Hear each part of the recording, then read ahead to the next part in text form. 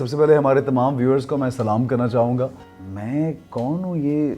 मैं तो ये कहूँगा कि बिल्कुल एक कैजुअल सा, एक बहुत ऑर्डिनरी इंसान। मैं बहुत अरसे से ये सोच रहा हूँ कि मैं कुछ एक इदारा कायम करूँ, या तो बच्चों के लिए होगा जिनको हम एजुकेट करके अच्छा इंसान बना के अपने मुल्क के लिए छोड़ सकते। उर्दू पॉइंट की वीडियोस देखने के लिए हमारा चैनल सब्सक्राइब कीजिए और बेल के आइकन पर क्लिक कीजिए ताकि आप हमारी तमाम आने वाली वीडियो से बाखबर रह सकें। अस्सलाम वालेकुम नाज़रीन, आप देख रहे हैं उर्दू पॉइंट और मैं हूं फरुशबाज बड़ाइच। एहसन खान नाम तो सुना होगा, बहुत ही खूबसूरत और स्मार्ट से एक्टर हैं, मॉडल हैं, अब एंकर भी हैं। उनके घर आए हैं हम, बहुत खूबसूरत घर है, अभी उनसे मिलते हैं। अस्सलाम वालेकुम। अस्सलाम वालेकुम फ़ारूक, कैसे हैं आप? खैरियत से हैं? ठीक है, आप सुनाएं कैसे? Thank you very much. आप इतनी सर्दी में आप आए हैं। काफ़ी सर्दी है बाहर, आपको नहीं लगी? हाँ, मैं इसलिए हीटर के पास खड़ा हुआ था। मैं तो जब से मैं भी शूट से आया हूँ वापस। हम लोग एक्चुअली लाहौर में, सबसे पहले हमारे तमाम व्यूअर्स को मैं सलाम करना चाहूँगा। मैं लाहौर में शूटिंग कर रहा हूँ। एक फ़िल्म है रहबरा। अच्छा। अमीन इकबाल साहब उसके डायरेक्टर हैं, आयशा उमर मेरे साथ हैं।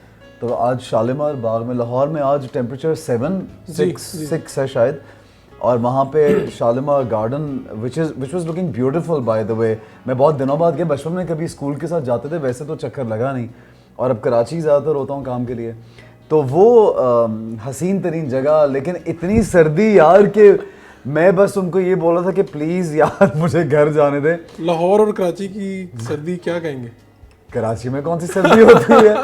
कराची में वैसे ही शौक से लोग जैकेट्स पहन लेते ज़्यादातर, लेकिन आजकल because I am living there तो मैंने नोटिस किया कि क्वेटा वेव जब आती है कराची में तब बड़ी ठंड हो जाती है। एक्चुअली इतनी नहीं होती जितनी दिसंबर और जनवरी में लाहौर में होती है, बट उसका वहाँ टेम्परेचर 12-10 तक गया है इतना। अच्छा, अब ज़्यादा देर आप कराची में गुजार रहे हैं काम के सिलसिले? मेरी फैमिली भी मेरे साथ, काम आपको मालूम है तमाम चैनल्स कराची में हैं, चाहे वो हम टीवी है, ARY है, जियो है, और बहुत से चैनल्स हैं, मोस्टली एंटरटेनमेंट चैनल्स। तो लाहौर से दूर रहना काफ़ी देर कैसा लगता है?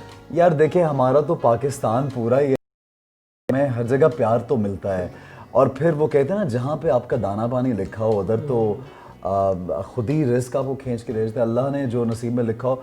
And I feel that in Karachi बहुत ज़्यादा लोग हैं, काफ़ी जगहों से लोग आबाद हुए हैं, तो मुझे तो बहुत अपनाइयत है वहाँ पे भी, यहाँ पे भी, हर जगह।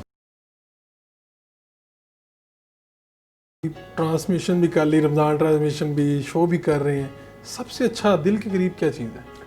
देखिए, आपको सच बताऊँ, मुझे ये काम, क्योंकि मैं ये समझता हूँ कि इतना ज़्यादा ये काम मेरे करीब है क्योंकि मैंने बहुत यंग एज में ये काम शुरू किया, व्हेन आई वाज लाइक 17-18, और बहुत पैशन के साथ शुरू किया। तो वो करते करते इस फील्ड में ही मैं बड़ा हुआ हूँ। मतलब मुझे 15 साल से ज़्यादा हो चुके हैं इस फील्ड में का, ऑन एंड ऑफ। बीच में लंदन जाता रहता हूँ, पेरेंट्स वहाँ पे होते हैं, बीच में एक बार तो ये हुआ कि 3 साल के लिए चला गया, आया उधर बैठते चल के। अच्छा, तो वहाँ पे भी इंतजाम है इसका?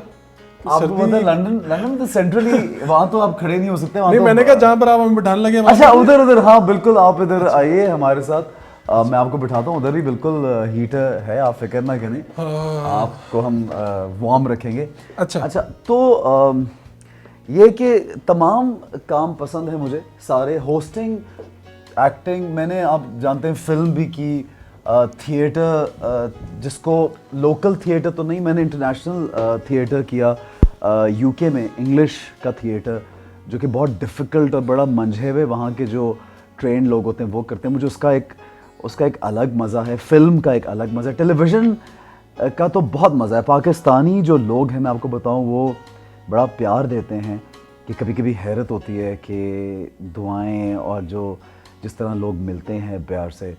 और फिर टेलीविज़न क्योंकि घरों में आता है, और हमारे यहाँ पे दुनिया भर में शायद cinema is very big, but Pakistan में television is also very very huge. लोगों के जब घरों में जाते हैं, टीवी ऑन करते हैं, तो वो लोगों को ये लगता है उनके घर में आए हुए हैं। सो जब आपसे मिलते हैं बाहर, तो वो इस तरह ही मिलते हैं कि जैसे हम उनको रोज़ मिलते हैं, जबकि शायद हम पहली बार मिल रहे हो। फिर होस्टिंग का अभी जो शो बड़ा एक सक्सेसफुल जा रहा है, बोलना इस एहसन खान, उसका भी मुझे अंदाज़ा नहीं था। मैंने पहली बार इस तरह का शो किया जो इंटरव्यू बेस्ड है। जनरली हम इंटरव्यूज़ खुद देते हैं, तो मुझे तो बिल्कुल उसका फॉर्मूला या उसका कुछ तरीक़ाकार मुझे मालूम उस तरह से नहीं था सच, बट मैं बहुत इंटरनेशनल शोज़ फॉलो करता हूँ, लोकल कम फॉलो करता हूँ। मुझे आफ्ताब साहब का शो बहुत पसंद है, उनका I like him as an anchor very much, Aftab साहब उसके वो मैं देखता हूँ शो ज़रूर। उसके अलावा लोकल शोज़ कम देखे हैं, बट इंटरनेशनल शोज़ देखे, और उसमें मैंने ये देखा कि लोग जो हैं वो रिवायती सी बातें नहीं करते वहाँ पे। जब एक किसी को बिठाते हैं तो they not very typical monotonous नहीं है, उनमें कुछ नया जानने की कोशिश होती है, तो वो नए सवाल होते हैं और हमारे लोग फिर इंटरेस्ट लेते हैं, हमारे सेलिब्रिटीज़। तो मैं उन स्क्रिप्ट के बगैर उसमें क्वेश्चंस हम यूं ही बस बैठ के बातें करते हैं। ठीक है, अच्छा ये बताएं कि ये आपने शोबिज़ में इतना नाम कमाया, सब कुछ, आपकी शोहरत इतनी, लोग आपको मुख्तलिफ तरह से देखते हैं, आपके रोल्स में भी बाज़ दफ़ा आपको देखना चाहते हैं, लेकिन एहसन खान है कौन? अगर उसके दिल की आवाज़ पूछी जाए तो एहसन खान कौन है? यार मैं कौन हूँ, ये मैं तो ये कहूँगा कि बिल्कुल एक कैजुअल सा, एक बहुत ऑर्डिनरी इंसान, बिल्कुल नॉर्मल, एक फैमिली मैन। मेरे अपनी जिस तरह फैमिली सबको मोहब्बत होती है, अपने वालिदैन से मोहब्बत जिस तरह होती है, और मेहनत हम लोग करते हैं, और ये काम है हमारा, और इसमें क्योंकि अल्लाह ने इज़्ज़त भी दी है तो फिर और भी दिल करता है काम करने का। और बाकी जिस तरह सब नॉर्मल लोग होते हैं यार, नॉर्मल। एक एक्ट्रेस ने आपके यहाँ कहा कि जी जो माहिरा हैं और बाकी एक्ट्रेस हैं इनको एक्टिंग नहीं करनी आती, ये ठीक अदाकारा नहीं है। हाँ, कहा था शायद, लेकिन मुझे वो उनकी अपनी राय थी। देखें, आपकी अगर कोई राय है, पर्सनल पॉलिटिकल है या किसी और स्टांस के लिए राय है, तो वो it's not of my business ना, वो आपकी अपनी एक सोच है, वो उनकी एक सोच है, लेकिन मेरी ऐसी बिल्कुल राय नहीं है। मुझे लगता है कि Saba and Mahwish and Mayra are wonderful actresses, they are beautiful, they are gorgeous, वो चाहे फिल्म हो, टीवी हो, और बहुत मंझी हुई अदाकारा हैं। मुझे ये लगता है कि एक्टर्स की, आर्टिस्टों की बहुत फॉलोइंग होती है। देखें, लोग बात सुनते हैं, समझते हैं, पहचानते हैं, तो जब ऐसा इंसान कहीं भी, कोई भी जिसकी पहचान हो, शनाख्त हो, उसकी एक ज़िम्मेदारी भी है माशरे की तरफ। कोई ऐसा शख्स जो not necessarily an actor, anybody who's अपनी इंडिविजुअल ज़ात में अक़ल और फ़हम रखता है, उसकी एक राय तो होती है, और जब कहीं पे जुल्म या ज़्यादती या कुछ गलत हो रहा हो तो आप खामोशी से उसको नज़रअंदाज नहीं कर सकते, इट्स नॉट नॉर्मल। तो और कुछ चीज़ों से आपकी अटैचमेंट ज़्यादा हो जाती है। जैसे हम लोग, मैं पॉलिटिकल बात तो बहुत कम करता हूँ, क्योंकि मैं सिर्फ उनको सपोर्ट करना चाहूँगा या चाहता हूँ जो हमारे मुल्क के लिए कुछ करते हैं, हमारी आवाम के लिए, हमारे लिए कुछ करें। कोई मेरा एक स्टांस ऐसा नहीं कि एक ही शख्सियत परस्ती का स्टांस बिल्कुल नहीं है। I like a lot of people जो अब भी हमारे हैं, पीएम, मतलब नाम बहुत से और लोग नहीं, जैसे इमरान खान साहब ज़बरदस्त हैं, और मुझे लगता है शहबाज शरीफ साहब ने पंजाब के लिए बहुत काम किया, और बहुत से लोग हैं। कराची में बहुत से ऐसे लोग हैं जिन्होंने बहुत काम किया। मैं दूसरे शहरों में भी, पेशावर में भी जाके काम करता हूँ, उधर भी देखता हूँ कि कौन ज़्यादा काम कर रहा है, तो आपकी ज़ाहिर उस हिसाब से पसंदीदगी जो है ना वो बढ़ जाती है लोगों के लिए। हु पीपल अपनी ड्यूटी देखें जी, आपका एक काम है, मेरा एक काम है, हम सब एक काम चूज़ करते हैं ज़िंदगी में, और अगर हम उसमें हम अपनी कोशिश डालते हैं तो फिर वो नज़र भी आती है। तो इसलिए वो पार्टी की बात नहीं, बट एक स्टांस है। उसके अलावा चाइल्ड अब्यूज़ से जो अटैचमेंट, आप बच्चों की जो बात करें, उसमें मैंने जब उडारी प्ले किया तो हमने बच्चों के साथ ज़्यादती का, तशद्दुद का, जिनसी ज़्यादती का बहुत सुना हुआ था, लेकिन कभी ऐसे उसकी तरफ रुझान नहीं गया था कि था एक ज़हन में। लेकिन वो स्क्रिप्ट पढ़ने के बाद, और मैंने वो नेगेटिव कैरेक्टर किया, वो तनकीद भी हुई, बड़ी तनकीद भी हुई, पॉपुलर भी कैरेक्टर हुआ, लोगों ने उसकी नकल भी की, बड़ा मुझे उसका मतलब फीडबैक भी मिला, पॉजिटिव भी, नेगेटिव भी। उसके बाद मुझे एहसास हुआ है कि ये कितना बड़ा इशू है हमारे माशरे में, ये तो इसके बारे में बात करना बड़ी ज़रूरी है। और हम जब बात करते हैं तो हम एजुकेशन की बात करते हैं, अवेयरनेस की, एक दूसरे को बताना चाहिए कि ये होता है कि कोई रिश्तेदार ऐसे कर देते हैं, कोई बच्चों को अगवा करके ले जाते हैं। आप आए दिन न्यूज़ पे इतनी कहानियाँ सुनते हैं। अभी मैंने कुछ दिन पहले एक 4 साल का बच्चा जो अगवा बराए तावान के लिए किडनैप हुआ, बाराखों में शायद, and he was tied up, और अलमारी में उसको बंद कर दिया, 4-5 दिन बाद उसकी डेथ होगी बेचारे। इतना मतलब आप देखें ना, ये इस तरह की चीज़ें होती, तो इसलिए इन कॉजेज़ के लिए बात करते रहना चाहिए। तो ये एक आम तासुर है कि जो शोबिज़ है इसमें ख़वातीन का इस्तेसाल किया जाता है, और कुछ इश्यूज भी हाईलाइट होते हैं। आपका क्या है, आप तो अंदर हैं। देखिए, मैं शोबिज़ में तो एक बड़ी टिपिकल सी बात हो जाएगी अगर मैं ये कहूँगा। मुझे ये लगता है कि हर शोबे में, चाहे वो दफ्तर हों, चाहे वो दूसरे शोबे हों, वहाँ पे अच्छे बुरे लोग हर जगह मौजूद होते हैं। और इसी तरह ख़वातीन के साथ उनकी मिसट्रीटमेंट जो है वो बहुत मंजर आम पे आता है, में नज़र भी आता है, और इसमें कोई शक भी नहीं होता होगा। और मुझे लगता है कि ये भी डे बाय डे जो प्रेडेटर है, जो ये हरकतें करते हैं लोग, उनको थोड़ा सा उनके बारे में बात करनी चाहिए, उनके शक्लें सामने लानी चाहिए, ताकि लोग डरें और इक्वल रिस्पेक्ट दें एक दूसरे को। माशरे में आगे बढ़ने के लिए, मुल्क की तरक्की के लिए एक दूसरे को एक इक्वल इज़्ज़त देना बड़ी ज़रूरी है। चाहे वो ख़वातीन हो, चाहे कोई अमीर आदमी है, चाहे कोई गरीब आदमी है, जिस तरह के भी लोग हैं, लेकिन इज़्ज़त एक दूसरे की होना बहुत ज़रूरी होती है। शोबिज़ में हर रोज़ नए स्कैंडल आते रहते हैं। अली ज़फ़र और मीशा शफ़ी का मामला हुआ, उस पर आपका क्या स्टांस है? आपको दुख तो हुआ होगा सुन के। देखिए, मैं तो दोनों ही हमारे शोबिज़ के बड़े एक पॉपुलर सितारे हैं और मेरी दोनों के साथ हमदर्दियां हैं। और अली दोस्त भी हैं, मिशा भी, उनकी वालदा भी हमारे साथ बहुत काम करती हैं। ये देखिए, ये एक ऐसी बात है कि ये एक बड़ा पर्सनल मैटर है और एक रूम की कोई कहानी है, जो खैर अभी बहरहाल तो उसमें क्लैरिटी कुछ भी नहीं नज़र आई इतनी अरसा हो गया, तो मैं कुछ इसके बारे में कमेंट कर नहीं सकता, because I have no idea कि एक्चुअल स्टांस कब कैसे क्या हुआ। बट ये है कि सुन के थोड़ा अफसोस भी होता है कि ये चीज़ें नहीं होनी चाहिए। अच्छा, वैसे शोबिज़ में ऐसा नहीं, आप कहते हैं कि समझते हैं कि जिस तरह हर शोबे में है उसी तरह शोबिज़ में भी होगा। और यार, ये आपके ऊपर डिपेंड करता है। ये मेरे सामने ये जितनी लड़कियां हम काम करती हैं, बड़ी स्ट्रॉन्ग लड़कियां, मैं आपको बताऊं कि हम इन पे बड़ी तनकीद, हमें देखने में एक पॉइंट नज़र आता है ना कि किसी ने डांस परफॉर्मेंस कर लिया, हमें लगता है ये ऐसी है। किसी ने एक्टिंग में कोई नेगेटिव या पॉजिटिव किरदार कर लिया तो लोगों को लगता है ये ऐसी होगी।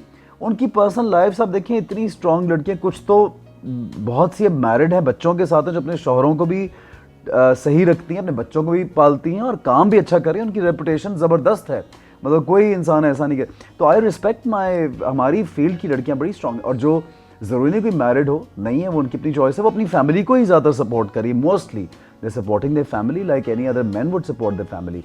और ये हम जज करते हैं एक एंगल देख के कि किसी ने गाना गाया तो ये गाना गाने वाला या गाना गाने वाली है, बट उसके पीछे बड़ी ज़िंदगी में वो बड़ी अच्छाइयाँ, उनकी और अच्छाइयाँ चल रही होती हैं, और तरीके की लाइफस्टाइल भी है। तो वो सबको जब आप देखते हैं तो आप इंसान को जज कर सकते हैं, सिर्फ एक बात पे तो जज नहीं कर सकते। शोबिज़ इंडस्ट्री की सबसे अच्छी चीज़ क्या है?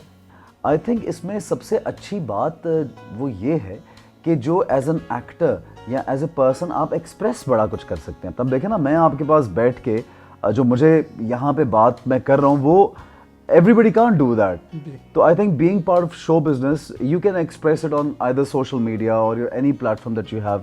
तो ये एक बड़ी पॉजिटिव खुशाइन बात है कि आप, और मुझे लगता है कि इसको यूज़ करना चाहिए अच्छाई के लिए। पंजाब असम्बली ने करारदाद मंजूर की एक सीरियत से कि जो एक्टर्स हैं इनको रमज़ान ट्रांसमिशंस नहीं करनी चाहिए। देखिए जी, मैं तो, क्योंकि मौलाना तारिक जमील साहब से मेरी पर्सनल भी मुलाकात होती रहती है, और दीन या आपका मज़हब जो है वो आपके दिल के जितना करीब होता है, ये कोई देख के अंदाज़ा नहीं लगा सकता। किसी के अपीयरेंस से आप नहीं अंदाज़ा लगा सकते। और हर मुसलमान को दीन की बात पूछना करना उसका हक़ है। हाँ, हम लोग जब मैं होस्ट करता हूँ कोई भी रमज़ान का शो, तो उसमें कभी भी अपनी राय नहीं दे सकता, क्योंकि हर चीज़ का एक डेकोरम, एक तरीका है। और जो उलमा आते हैं उनसे सवाल मैं करता हूँ, और वो सवाल यूजुअली हमें दिया जाता है, एक पूरा थ्रू प्रॉपर चैनल फिल्टर होकर एक सवाल आता है, चाहे वो हदीस मुबारक में से सवाल हो, चाहे वो कुरान में से सवाल हो, या कोई इस्लामिक नॉलेज बढ़ाने के लिए हिस्ट्री का क्वेश्चन हो, या लोगों के जो मसाइल होते हैं कि किसी शख्स ने ये पूछा कि मैं ये करना चाह रहा हूँ, मैं ये कैसे करूँ, किसी औरत ने पूछा कि ये है और ये परेशानी। तो वो सवालात जो होते हैं हम सिर्फ उनको कंडक्ट करके उलमा तक पहुँचाते हैं।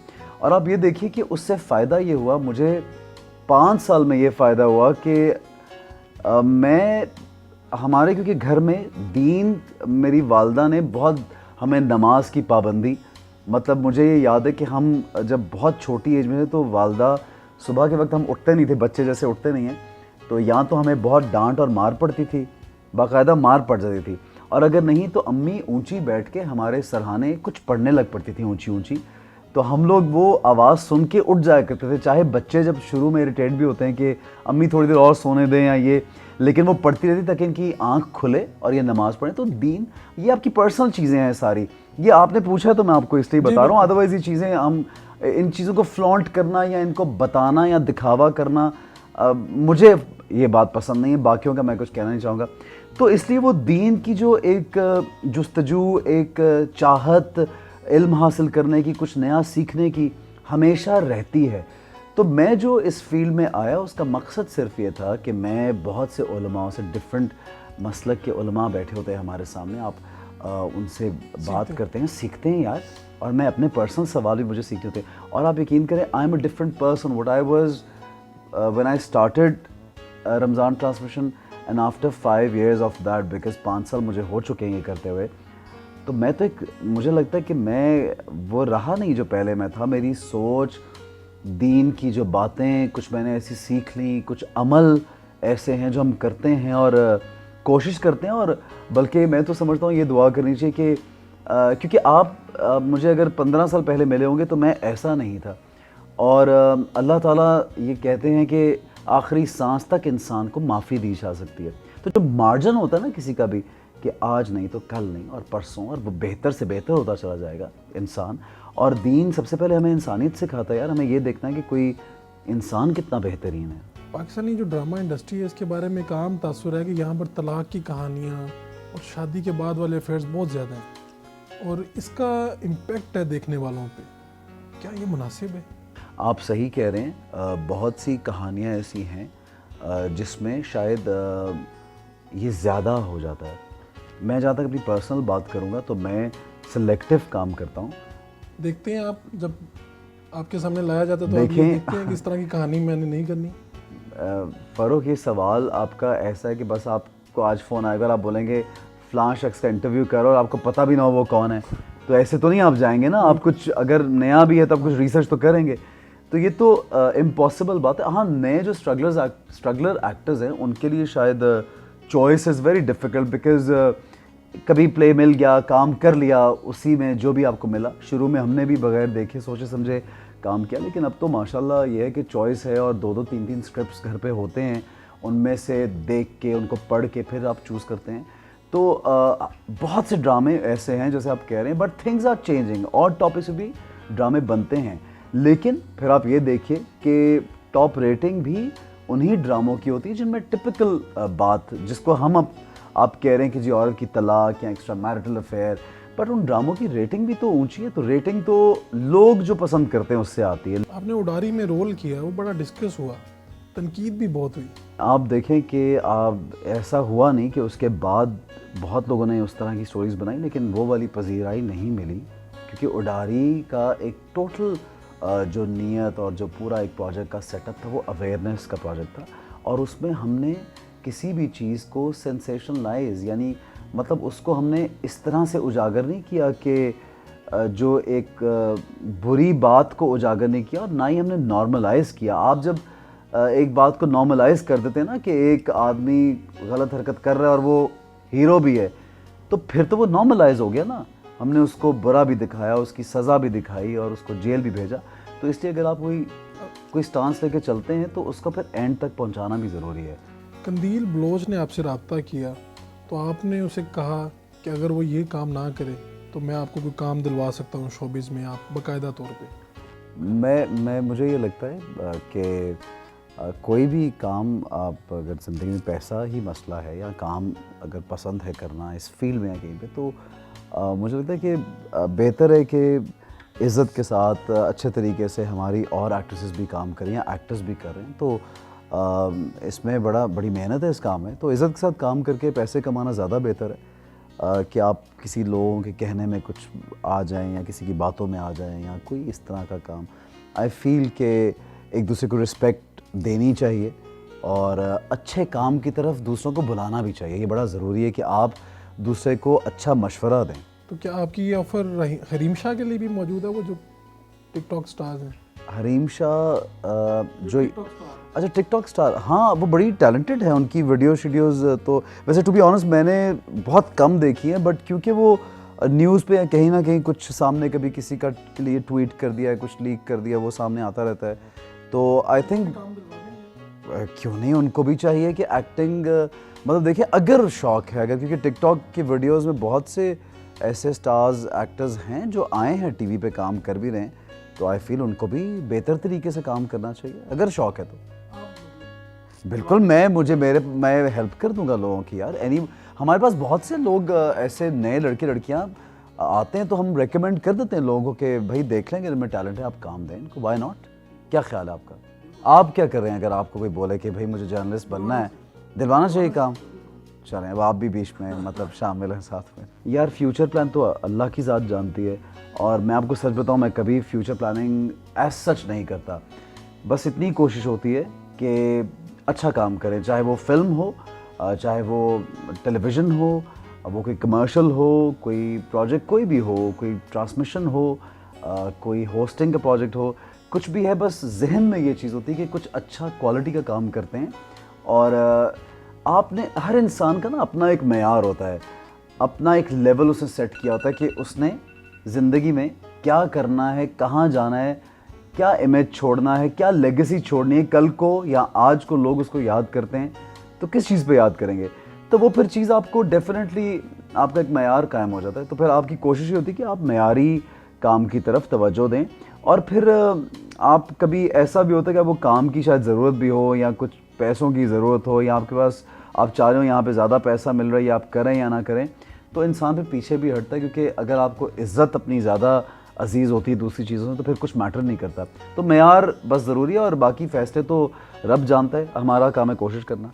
मुझे ये लगता है कि मैं बहुत अरसे से ये सोच रहा हूँ कि मैं कुछ एक इदारा कायम करूँ जो या तो बच्चों के लिए होगा पर्सनल बेसिस पे, जो बच्चे सड़कों पे हम देखते हैं भीख मांगते हैं, या जो आप जिनका कोई देखने भालने वाला नहीं है, या तो उनके लिए कोई इदारा कायम करूँ जहाँ पे शायद 25, 30, 50, 100 भाई बच्चे हों, जिनको हम एजुकेट करके अच्छा इंसान बना के अपने मुल्क के लिए छोड़ सकें। ये हमारे मुल्क पे हमने 100-200 बच्चा अच्छा तैयार किया है। और यहाँ मुझे कभी कभी जो हमारे बुज़ुर्ग शहरी होते हैं जिनका कोई आसरा सहारा नहीं होता, उनकी तरफ भी देख के मैं सोचता हूँ कि एक इदारा ऐसा होना चाहिए। हैं बहुत से हैं, लेकिन मैं पर्सनल बेसिस पे खिदमत, तो ये बस है। बाकी काम आप जितना भी इस काम में, जितना हम इंटरनेशनल काम करना चाहेंगे, जितना ज़्यादा काम करना चाहेंगे, वो तो कम होता है। क्योंकि ये काम ऐसा है कि इसमें यू नीड टू वर्क, आपकी एज एन एक्टर पजीराई, एक्नॉलेजमेंट, ये तमाम चीज़ें आपको ज़रूरी चाहिए होती हैं। एहसन साहब, आपके वक्त का बहुत बहुत शुक्रिया। आपका बहुत शुक्रिया Farooq, thank you so much, thank you.